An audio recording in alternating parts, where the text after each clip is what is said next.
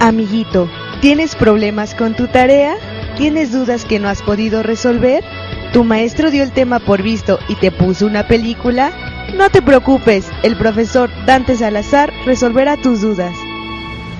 Bienvenidos, yo soy el profesor Dante Salazar y estoy aquí para resolver todas las dudas que sus maestros incompetentes no pueden. El día de hoy recibí una carta muy interesante de una pequeñita. Querido profesor Salazar, para explicarnos la historia de Estados Unidos, mi maestra nos puso una película de Clint Eastwood. ¿Los gringos siempre han sido vaqueros sin cultura? Espero pueda resolver esta duda. Lily. Postdata. ¿Desde cuándo los gringos hablan italiano? Amico, mi sembra che stai esagerando, Giù le mani, Johnny Ashley, sono sporca di sangue. Verás, Lily, dado que por aquí lo más cercano que tenemos son libros sobre vaqueros. ¿Es esto? Tu maestra hizo un gran esfuerzo. Pero es cierto, la imagen que tenemos de los estadounidenses es un poco confusa. Para entender lo que realmente son, hay que retroceder muchos años en su historia. En 1776, las 13 colonias de Norteamérica declararon su independencia de la Gran Bretaña, surgiendo así Estados Unidos de Norteamérica. En ese entonces eran un pequeño país en la costa del continente, pero eso no sería así por mucho tiempo. Ya desde entonces, Estados Unidos tenía deseos de expansión. Los ojos del presidente Thomas Jefferson estaban situados en el puerto de Nueva Orleans, que daría a la nación una salida al mar. Sin embargo, Nueva Orleans pertenecía a Francia, por lo que Jefferson envió un embajador para negociar la compra al gobierno de Napoleón. Señor ministro, ¿nos vende Nueva Orleans y la salida del Mississippi? No. Por favor. Bueno, pero si quieren comprar, tendrán que aceptar otro trato. ¿De qué se trata? En la compra de Nueva Orleans se llevarán también el territorio de Luisiana.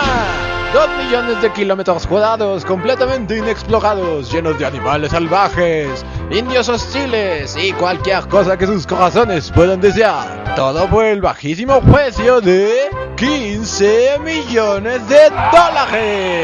Oferta por tiempo limitado. Se trataba de una oferta única en la vida.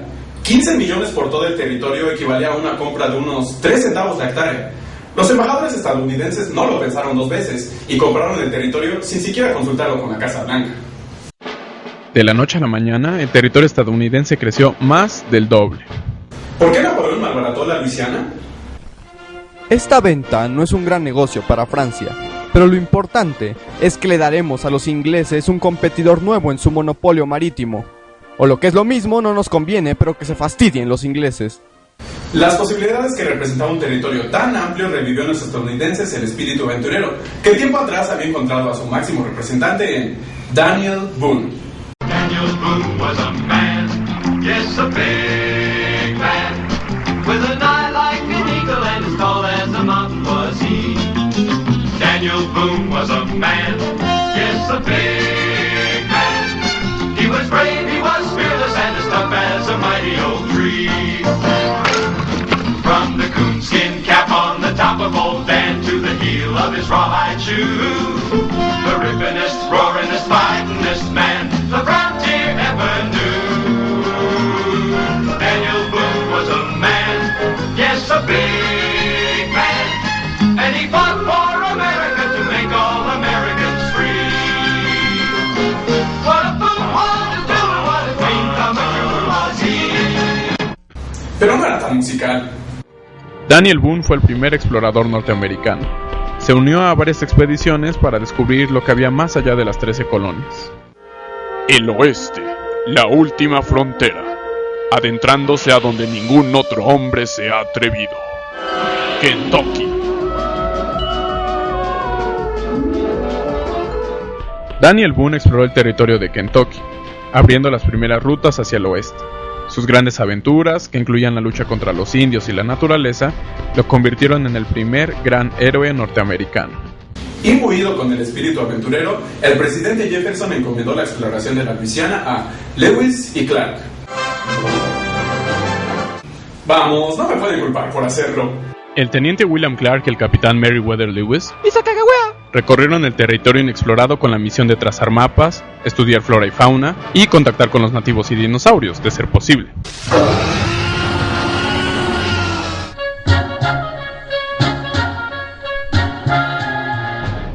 El viaje de Lewis y Clark fue todo un éxito y fueron recibidos como héroes.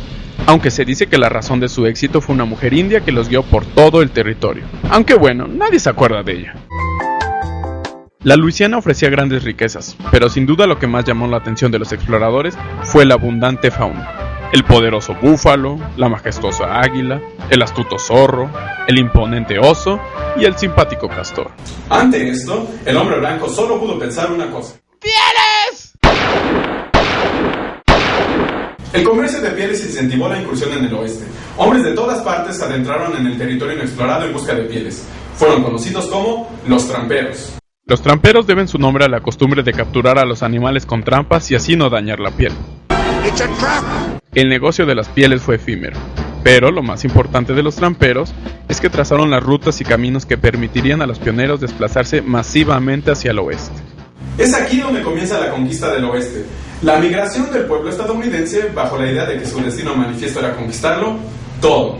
O, en palabras del periodista John O'Sullivan, la misión para la que Dios eligió el pueblo estadounidense es para explorar y conquistar nuevas tierras, a fin de llevar a todos los rincones de Norteamérica la luz de la democracia, la civilización y la libertad.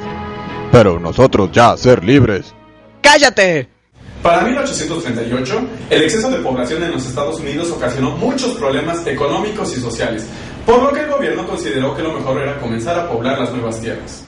Horace Greeley, un periodista neoyorquino, se convirtió en el portavoz de la campaña que animaba a la gente a probar suerte en el lejano oeste. Si un joven está a punto de comenzar su vida, les aconsejamos ir al oeste. Ahí sus capacidades serán apreciadas con toda seguridad. Y su laboriosidad y energía recompensadas. Ve al oeste, muchacho, y progresa con el país.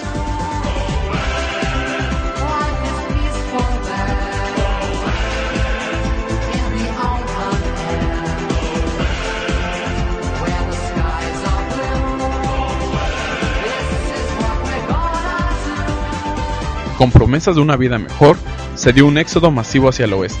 En pocos años, se establecieron muchas poblaciones a lo largo del territorio. El problema es que muchos de esos territorios ya tenían dueño.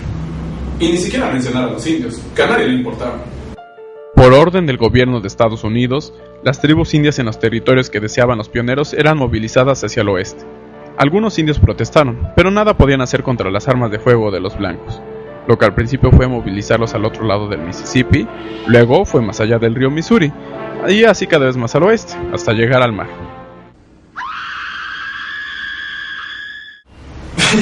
Bueno, literalmente no los arrojaron al mar, pero fueron despojados de sus tierras y las últimas generaciones de nativos enviados a las reservas. Los otros pobladores del territorio eran los mexicanos, que tenían posesión de California y Texas. Esta última tenía una gran población estadounidense que se incrementó tras las políticas de expansión. El poco interés de México por el territorio y la creciente identidad norteamericana hicieron que Texas decidiera independizarse, o en su defecto, anexarse a los Estados Unidos. Texas se declaró independiente en 1835, pero, de pronto, México se acordó que esas tierras eran suyas, así que para aplacar la rebelión, el presidente Santana marchó a la guerra. En su camino, el ejército mexicano se topó con el fuerte del Álamo, la primera gran resistencia de la rebelión tejana. La batalla duró 5 días, pero al final, la superioridad numérica de Santana se impuso. De inmediato el Álamo se convirtió en una leyenda, pues simbolizaba esta lucha del hombre norteamericano, aun cuando todo estaba en su contra. Muy hollywoodense, ¿no?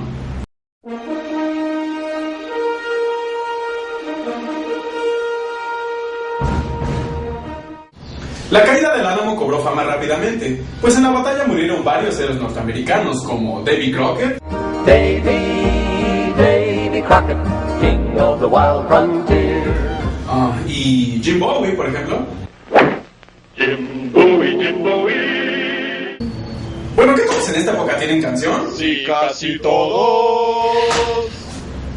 Pero la victoria mexicana no duró mucho. Un par de días después, Santana fue emboscado y capturado en San Jacinto, Texas. Remember the Alamo. Santana fue obligado a soltar la independencia de Texas. Esta se anexó a la Unión Americana un año después. Sin embargo, para el entonces presidente de los Estados Unidos, James K. Polk, eso no era suficiente. No me es suficiente.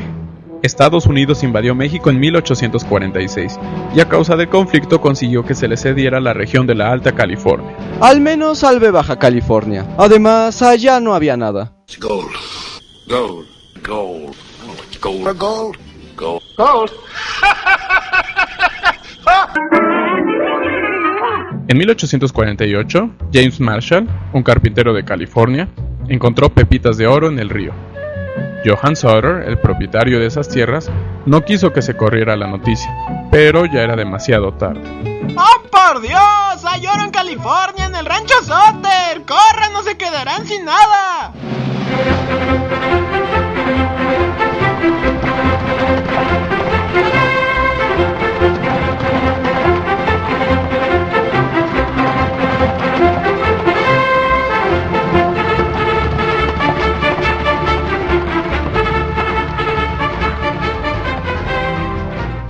Hombres de todas partes del país llegaron al rancho de Sutter, se establecieron en sus tierras y saquearon el terreno. El pobre hombre estaba arruinado, pero nada de lo que dijera cambiaría las cosas. La fiebre del oro se expandió rápidamente. Personas de todas partes del mundo comenzaron a llegar a California en busca de hacerse ricos. Muy pocos lo lograron. Sin embargo, los campamentos mineros crecerían hasta formar grandes ciudades, como San Francisco. Para 1854, la población de la costa oeste había crecido 20 veces. El lejano oeste al fin estaba colonizado. Sin embargo, el gobierno no podía celebrarlo, pues tenía un asunto más importante que resolver. La tensión política entre los estados del norte y el sur había llegado a un punto crítico. El punto de discusión era la esclavitud. El norte quería abolirla, pero el sur se aferraba a ella como su modo de vida. La diferencia era infranqueable. El sur quiso abandonar la Unión y formó los Estados Unidos Confederados. Comenzaba la más sangrienta batalla librada en Norteamérica: la Guerra de Secesión. La Guerra de Secesión es un tema muy complejo que merecería una clase aparte. Sin embargo, para que no digan que no se las explicamos, ahí va en 20 segundos o menos. Los confederados dejan la Unión. Lincoln dice: sobre mi cadáver. Los confederados dijeron: oblíganos. Lincoln mandó las tropas. Matanzas y matanzas. La Unión gana porque tenía mejores recursos, los confederados son derrotados, pero le dispararon a Lincoln en la cabeza. Bueno. Pero para este punto se deben preguntar: ¿a qué hora comienzan los vaqueros? Pues, ya no esperen más. Es tiempo del salvaje oeste.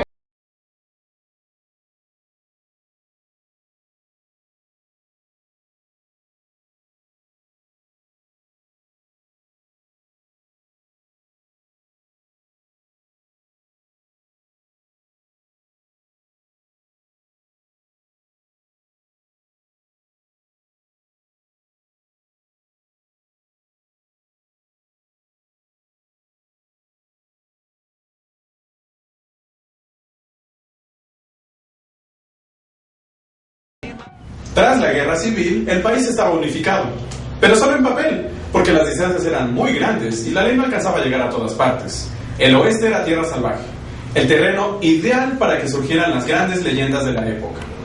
Los pequeños pueblos sin ley, los salones y sus espectáculos, los duelos al atardecer, los vaqueros solitarios, pero sobre todo, los forajidos. Hombres sin miedo, ambiciosos, dispuestos a cualquier cosa por cumplir sus deseos, dejando muerta su paso y pánico entre los pobladores. Forajidos que a punta de revólver dejaron su nombre grabado en la historia. Piensen en las grandes leyendas. Jesse James, el gran bandido, ladrón de bancos y trenes, y muerto a traición por uno de sus hombres.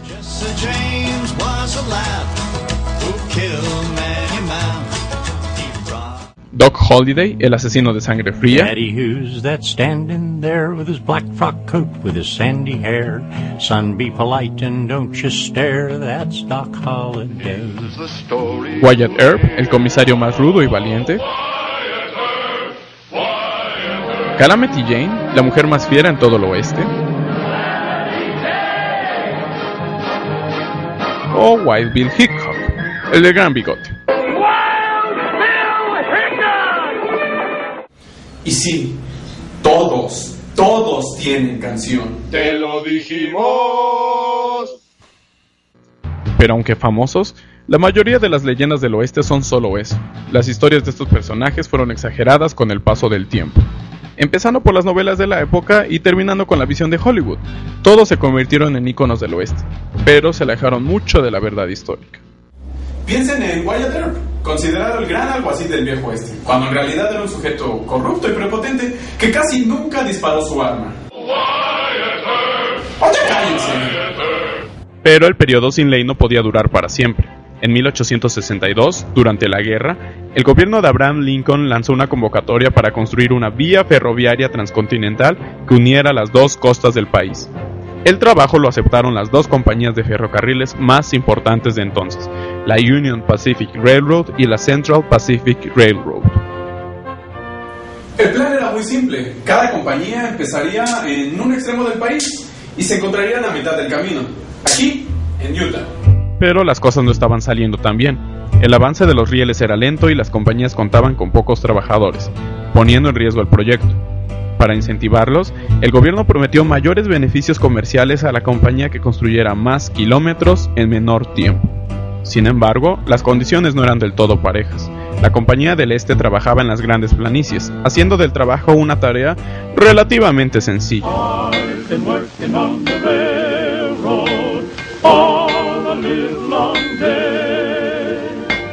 Pero en el oeste era necesario hacer túneles y destruir montañas, lo que se traducía en explosiones. La rivalidad de las compañías comenzaba a salirse de control, así que el gobierno se arrepintió y ya no dio más privilegios al que más avanzara. Pequeña broma. El 10 de mayo de 1869 se puso el último tramo del ferrocarril transcontinental. Ahora sí, Norteamérica estaba unida. Por primera vez, el territorio podía sentirse consolidado. El ferrocarril permitió recorrer el país y transportar mercancía en muy poco tiempo, y el telégrafo, que corría al lado de las vías, hizo posible la comunicación casi inmediata de costa a costa. Pero esperen, aún falta poblar una parte del mapa. El centro de Estados Unidos aún estaba despoblado. La falta de recursos lo había hecho muy difícil, pero ahora que el país estaba unido, era posible llevar materiales de otras partes. Sin embargo, quedaba el asunto de cómo repartir esas tierras. El gobierno proclamó una ley llamada Homestead Act, que facilitaba tierras a quien las solicitara. ¿Me das tierras? ¡Sí! El centro de Estados Unidos se pobló rápidamente. Al final, solo quedaba el territorio de Oklahoma, donde el Homestead Act llegó a su punto más ridículo. Se organizó una gran carrera. Todos los interesados correrían por Oklahoma plantando una bandera en el territorio que quisieran. El primero en ponerla se quedaba con todo. Ya pueden imaginarse cómo fue el pistolazo de salida en 1889.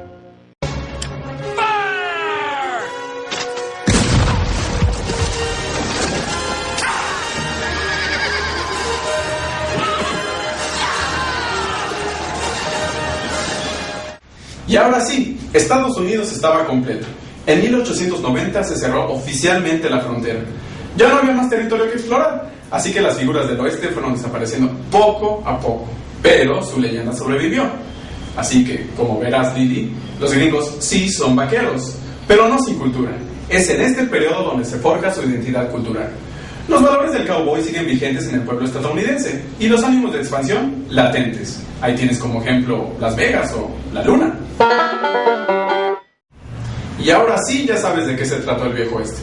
Expansión, aventuras y muchas canciones.